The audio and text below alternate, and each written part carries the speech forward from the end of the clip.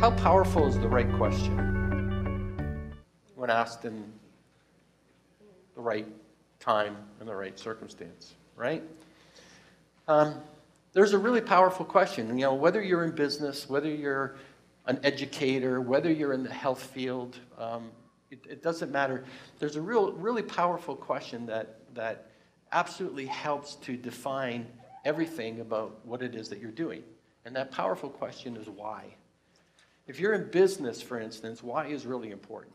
Because why tells you all the reasons that you're doing what you're doing. And it gives you the motivation, it gives you the purpose. If you're an educator, why is really important? Okay, there's, healthcare, why? To alleviate the suffering of people. Why is a really important question? And even for your own life, if you don't understand a lot of the why in your life, then you're just going through the motions. But there's one area of life where why is really a problem. And as a pastor, it is that question why in certain situations that causes me a lot of tension. When people are suffering or just experience some kind of trauma or experienced some tragedy, the question I dread from people at that moment is why. Why is a good question in almost every other facet of life. But when it comes to suffering, when it comes to the difficulties of life, trauma, why is a really tough question. Because a lot of times, most times, you don't know why. You can't put your finger on the actual reason why this happened. It's a tough question. In all my theological training, I can sit down in the moment and I can tell you with my theological training a why, a potential why. But in a moment when people are incredibly fragile, in a moment when people are incredibly hurt, when their emotions are absolutely raw, the last thing you want to do when they're highly charged emotionally is to give them a theological answer.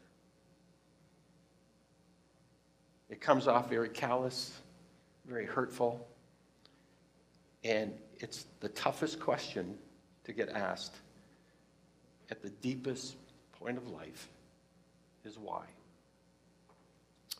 And, I'm intrigued with the way the Bible handles the question of why. I'm reminded of a story about Jesus in John chapter 9.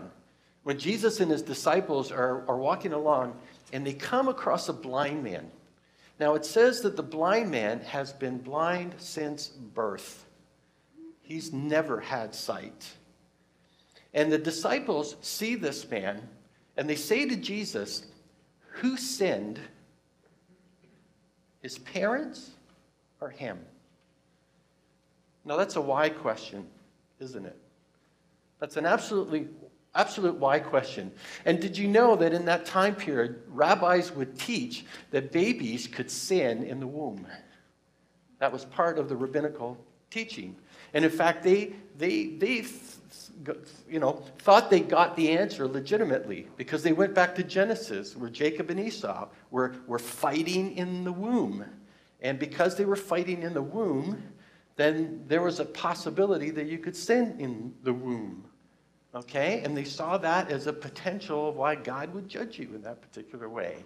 Another justification for them is that what if a pregnant woman goes into a pagan temple and is worshiping in a pagan temple? She is actually carrying her child worshipfully into that context.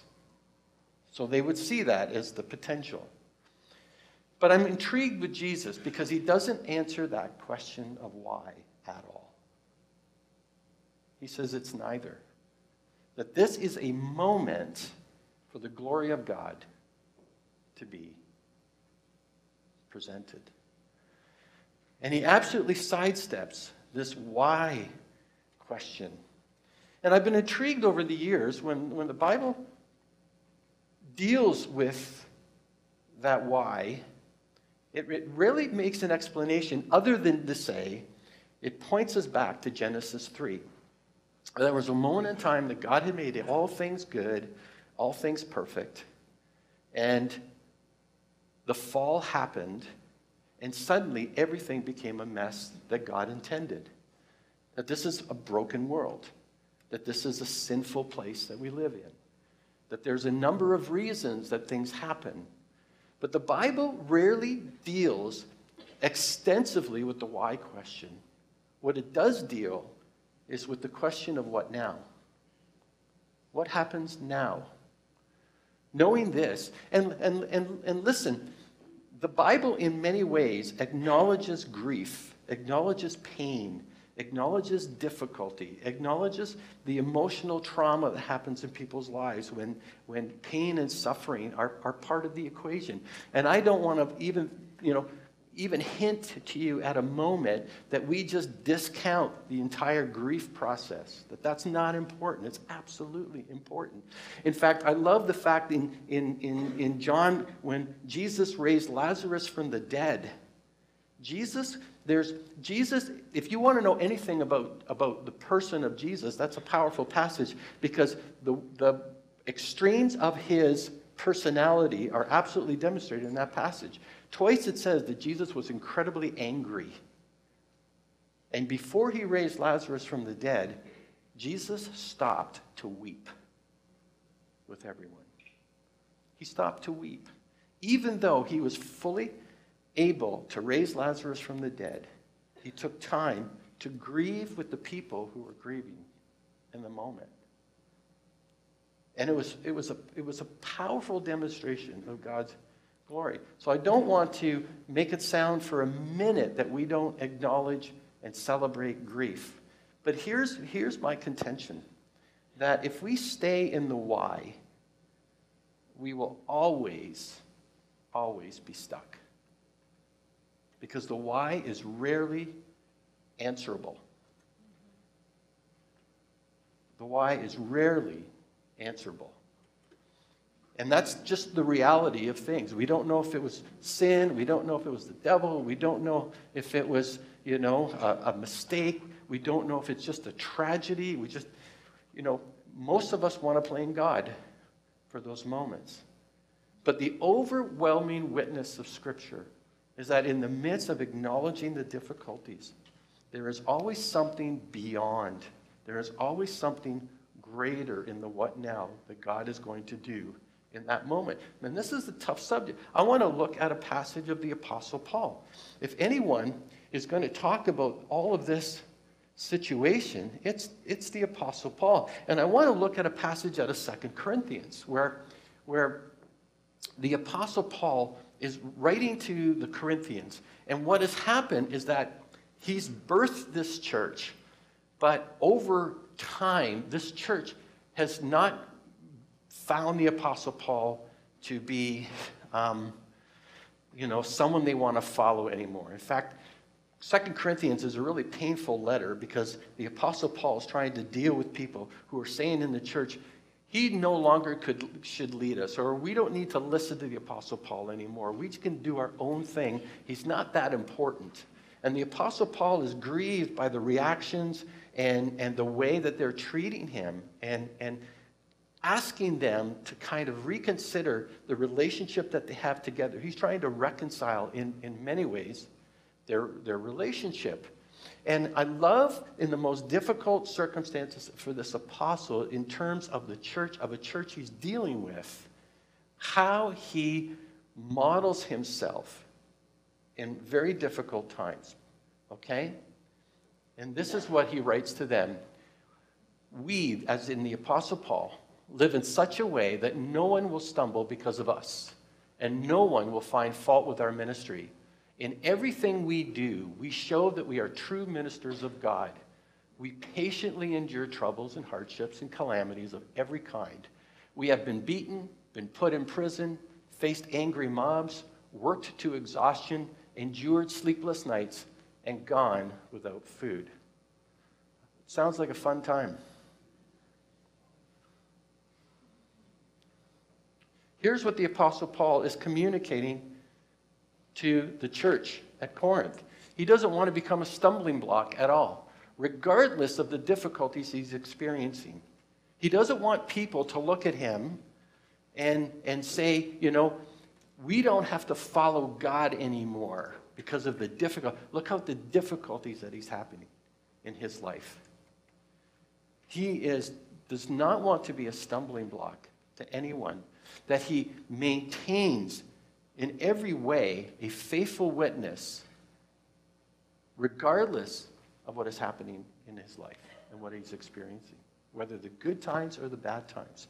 He wants to stay faithful because he sees himself and he knows that he is an example to many of the churches of how to follow Jesus Christ.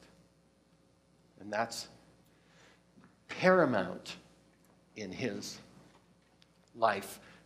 Let's continue reading the passage. We prove ourselves by our purity, our understanding, our patience, our kindness, by the Holy Spirit within us, and by our sincere love. We faithfully preach the truth. God's power is working in us, and we use the weapons of righteousness in the right hand for attack and the left hand for defense. I love the fact that the very first thing that the Apostle Paul talks about is purity. Okay? Not a popular word today. Okay? And if you've ever heard me talk about the Corinthian church, you've always heard me say the Las Vegas of its day. And the very first thing he talks about is his own purity.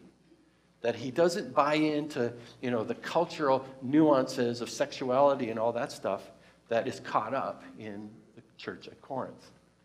And he talks about, how he lives a totally different life. But here's what he communicates through this is that his life is by divine empowerment. It's unquestionable example of divine empowerment. He's living by the Spirit of God. There's something to be said by surrendering your life to Jesus and living in fulfillment of everything that Christ demands of us, isn't it? That there is lots of reasons for Paul to participate in all kinds of cultural things and still, have a faithful witness. But his mandate is to demonstrate divine empowerment and the difference that it makes in people's lives.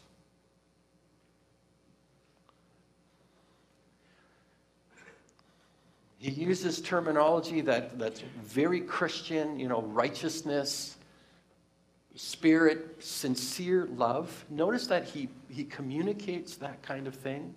There's something in the life of a believer that if you cannot see sincere love in a believer's life, I think you have to question whether they have a faithful walk with Jesus in the first place. Can I just say that?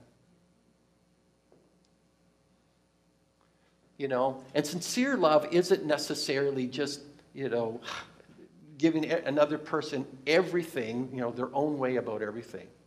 But it's about caring about the person at such a deep level that you want the very best for them, even if you have to confront them about something very difficult. And here's Paul having a very difficult relationship with a church that's really starting to be antagonistic towards him. And he's reciprocating in a way that demonstrates godliness, that demonstrates faithful witness to Jesus Christ. And that's his life. That's his life. And he's doing it out of sincere love. He would rather see the church grow in its faith and in its purity and in its righteousness in Jesus Christ than for him to be elevated or for him to be the person that they emulate or worship or anything like that. He wants their relationship with Jesus first and foremost to be paramount and him to not get in the way of that. That's how much he cares for them. Here's the last part of this sentence. We serve God whether people honor us or despise us. Whether they slander us or praise us, we are honest, but they call us impostors. We are ignored even though we are well known. We live close to death, but we are still alive. We have been beaten, but we have not been killed. Our hearts ache, but we always have joy. We are poor, but we give spiritual riches to others. We own nothing, and yet we have everything. Man, imagine seeing your life in that context, seeing your life in that particular way. Okay? From this section, I would argue Paul's demonstrating who has mastery over his life. He's absolutely demonstrating who has mastery over his life. Okay? Here's the overall lesson that Paul is teaching. Paul is teaching here to endure no matter what. Perseverance is such an important Christian principle, to just keep going. That in the midst of the difficulties, the why question will derail you when Jesus and God are saying, what now? What now? Notice that not once in that entire passage did Paul say, why me? Why this? Why all the difficulties? Why all the problems? Why does it happen to me? Why can't it be good? Why can't it, There's definitely, Paul is living righteously and living faithfully and demonstrating the difference it makes when you don't focus on the why and you look at the what now. Here are a number, here are a number of biblical examples, okay, of the why getting deflected and the what now happening. There's I will never leave you or forsake you. How many of you have ever used that as a confidence builder in your faith in the midst of a difficult situation? I will never leave you or forsake you. You can't have a promise like that unless you're going through some kind of difficulty. Where God says, I'm there no matter what is going on. And do you know this passage, especially in Hebrews, is about finances? Is about not trust in money? Do you know that that's the context of this particular passage in Hebrews? That I will never leave you and I will never forsake you. Okay? We've all used that passage. Here's the next one. Here's another one that comes out, come to me, all who are weary and heavy laden, and I will give you rest. I will give you rest. You've all been there. Heavy, burdened. You're carrying a weight around that is just difficult. It's hard. And it's a weight that just, sort of like feels like the dark cloud is just 3 inches above your head and everybody else sees it. And it's a wonderful promise of transferring that weight into Jesus' hands, who will give you rest. Okay? Why is the cloud always in mind? Why do I always have these difficult moments? Why is it that work always does this to me? Why is it, And if you know what happens when you stay in the why, right? You kind of miss any opportunity or any door that opens that God is probably going to use your situation for something really much better than you could imagine.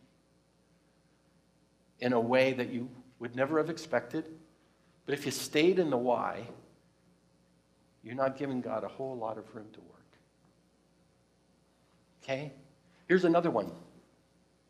I will heal the brokenhearted. Isaiah 61:1. I will heal the brokenhearted. I don't know about you, but when we talk about healing, okay, we often talk in very physical terms. The majority of the Bible talks about healing a particular organ, this one, more than any other. Because if anything breaks fast, quickly, stays broken longer, hard to repair, hard to, get to full health, it's this right here. And yet, if we allow God to heal the brokenhearted, he said he would. Okay? Here's another one. For any doubters, blessed are those who mourn, for they will be comforted. Okay? Mourning's a part of life. Very few people, or very few of us, are able to come along somebody and really comfort them in those moments. God over time, Jesus over time, can comfort you in a way that nothing and no one else can. Do I have one more? Even though I walk through the valley of the shadow of death, I will fear no evil. Okay? Lord, why do you have me in death's door? Why, I make the case again. When it comes to the Bible, the why question always gets reverted to Genesis 3. We live in a distorted world. We live in a messy existence. Evil runs rampant. People who don't, sin is allowed to run rampant and all that stuff. And that's a difficult environment to be in. But it's exactly in that environment where God does his greatest work. Where God does his greatest work. Here's the church's dilemma, okay?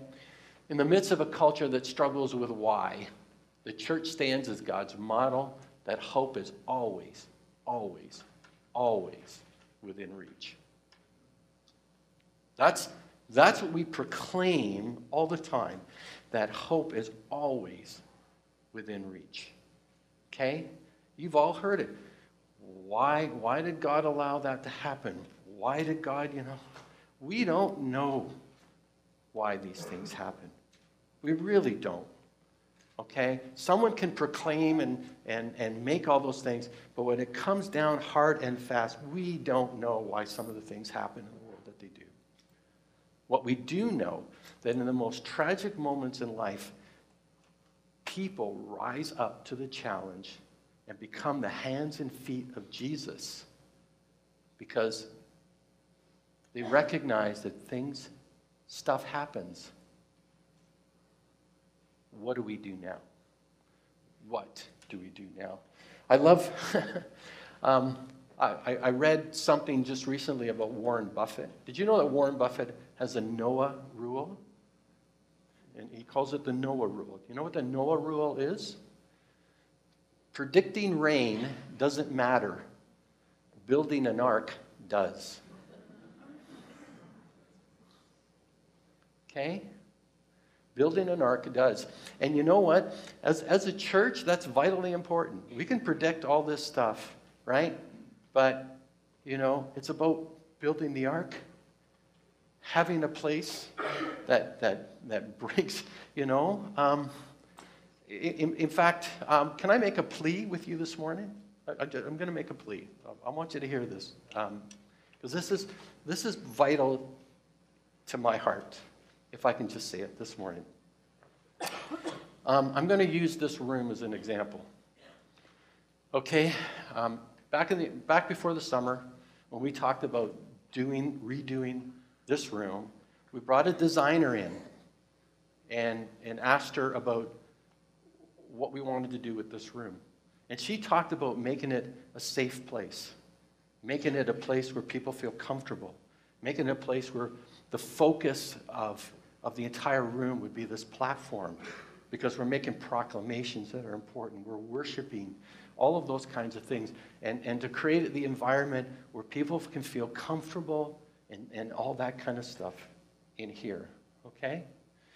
Now, many of you have communicated that to us, that the room is actually satisfying what the original designer wanted. But I'm going to go a bit further. When people walk through those doors on a Sunday morning, we have no idea what they're coming from. None whatsoever. There are some of you here this morning who are coming from incredibly painful situations and circumstances. And my prayer is when you walk through that door, that you find a place where you are loved, cared for, and you feel safe. That you are here with people that for whatever brief amount of time that we're here for on a Sunday morning, you can just release those difficulties of your life. And you can find Jesus here. And you can sense the presence of God here. I remember we were at a conference a couple of years ago. I remember one of the speakers saying, you know what's really sad is like people come expecting to see God at church, and oftentimes they end up with us.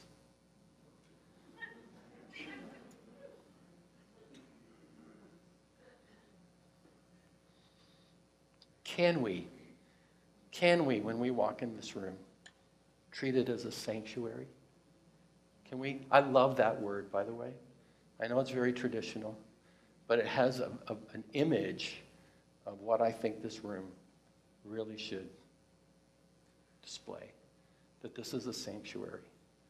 That whatever's happening in your life, whatever's going on, whatever difficulty, whatever why questions are happening in your life, please, okay, may this room be the place that lifts your heart as we worship God together. Can we do that? Can we, when we come in this room, live out our mission statement? Like, love God, love others, change the world? Because if we can't do that in this room, we have no business doing it anywhere else. Can we just, treat everyone in this room like we care and not have it a business-only environment? Can it just be a place of worship? So when people walk through those doors, they're in a sanctuary.